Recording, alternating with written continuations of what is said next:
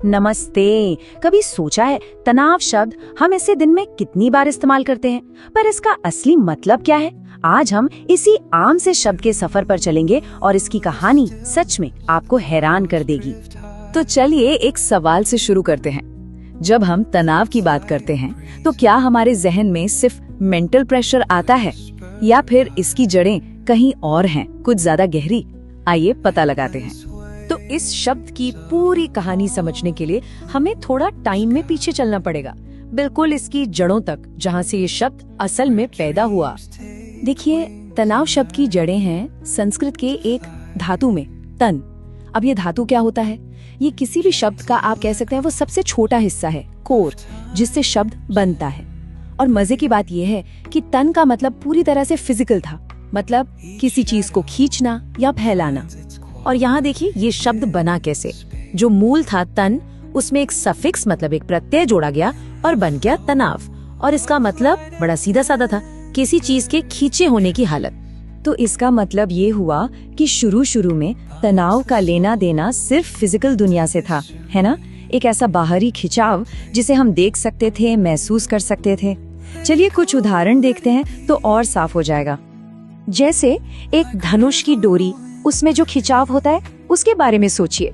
वही तो है तनाव, जो तीर को ताकत देता है। उसके बिना धनुष क्या है?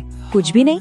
या फिर वो रस्साकशी का खेल याद है, जब दो टीमें रस्सी को अपनी अपनी तरफ खींचती हैं, तो उस रस्सी के अंदर जो एक जबरदस्त ताकत पैदा होती है, बस वही है तनाव।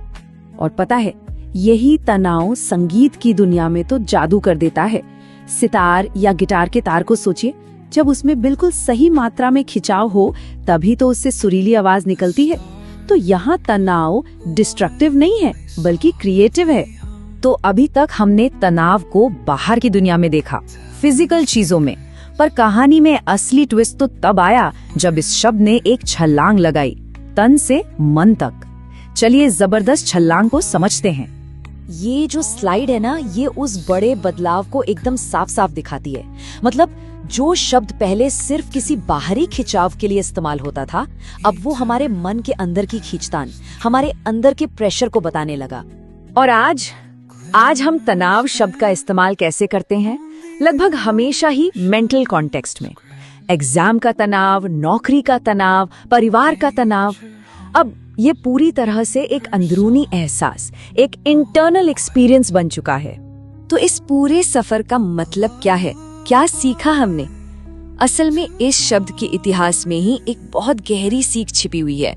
ये देखिए, इस शब्द का इतिहास ही हमें एक तरह की वार्निंग देता है। सोचिए, जैसे एक रस्सी या गिटार का तार बहुत ज्यादा खींचने पे टूट जाता है ना? बिल्कुल वैसे ही लगातार का मानसिक तनाव भी हमें अंदर से तोड़ सकता है। बैलेंस, संतुलन बहुत जरूरी है। तनाव की ये कहानी हमें ये दिखाती है कि हमारे शब्द सिर्फ शब्द नहीं होते, वो तो हमारे हजारों साल के अनुभवों का एक नक्शा है, एक मैप है। और ये हमें एक सवाल के साथ छोड़ जाती है। सोचिए, हम रोज जो इतने सारे आम शब्द इस्तेमाल करते हैं, उनमें और कौन कौन सी ऐसी ही गहरी सच्चाइयां छुपी होंगी?